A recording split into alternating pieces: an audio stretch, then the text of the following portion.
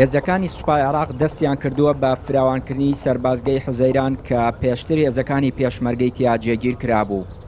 ئێستا بەهۆی گواستنەوەی فەرماندەی هێزە هاوبەشەکانەوە بۆ ئەو سەربازگەیە بە فراوانی 15 دۆنەم زەوی کورد و تورکمان داگیر دەکرێت. ئەمەش ناڕەزایی جوتیارانی گوندی تۆپزاوای لێ کەوتوتەوە و پێیان وایە ئەم داگیرکاریەی سوپای عێراق هەنگاوێکە بۆ داگیرکردنی زەویەکانی دیکەی گوندەکەیان. زەوی خۆمانە، شاری خۆمانە، وا لێرە دەربەدەرمانەکەن و پێشتر نظامی پێشوو ئێستش بە هەمان بڕیار و بە هەمان قەوانینەکانی نظامی پێشوو زەویەکانمان داگیرەکەن. هیوادارین خەڵک لە هەموو چین توێژەکان بچنە سەر سندوقی دەنگدان دەنگ بدەن بە نوێنەرانی کورد کەوا بتوانین لە ئەنجومەنی پارێزگا زۆری نەبین، ئەو کاتە بڕیارەکان بەدەستی خۆمانە بێ و نەتوانن تعدامان لێ بکەن، نەتوانن زەویەکانمان داگیر بکەن، نەتوانن مافەکانمان بخۆن. ئەم معسکەرە خۆی ئەساسە معسکەر نەبووە، معسکەرەکە بە تۆپزی کردن بە زۆرداری. ئێمە تقریبا ئێستا پێش ئەمەیوە ئێستا ئەم خوتوەیەکە بردیانە لە عەردەکە ئەم 15 دۆنیان پێشەوەش بردیانە لی نەک بەس هین هین کورد من خۆم تورکمانم، عەرد خۆم لە ناوێت ئێستا لە ناو معسکەرەکەیە.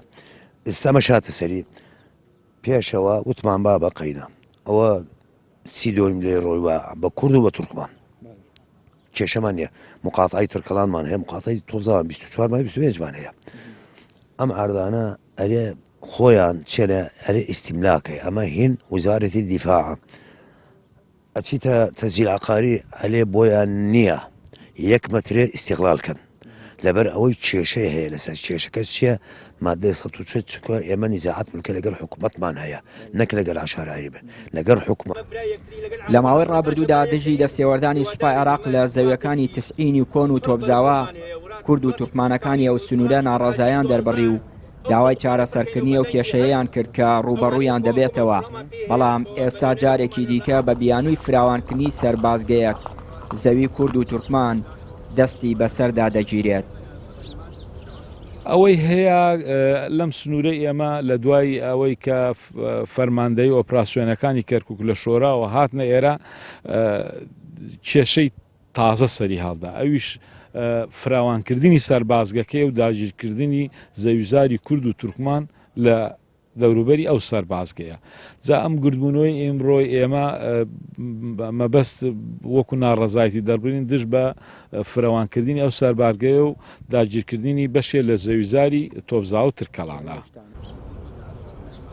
خاوەندارەتی و مامەڵەکردنی زەویە کشت و کاڵەکانی پارێزگای کەرکووک یەکێکە لەو دۆسی ئاڵۆزیانەی شارەکە کە ماوەی 20 ساڵە بە هەڵواسراوی ماوەتەوە و چارەسەر نەکراوە. ئەمە شوای کردووە چەندین جارکێشە لە نێوان جوتیاران و دەسەڵاتدا دروست ببێت. هەر بۆیە داوا دەکرێت بە پێی یاسا بڕیارەکانی ڕژێمی باسی هەڵوەشاوە کە ڕێگە بەو داگیرکاریە دەدات هەڵبوەشێتەوە و بە پێی ڕاستپاردەکانی لیژنەی باڵای مادەی 140 مامەڵە لەگەڵ ئەو دۆسیەیە بکرێت. چیانووری کەناڵی پەیام، گوندی تۆپزاوە، کەرکووک.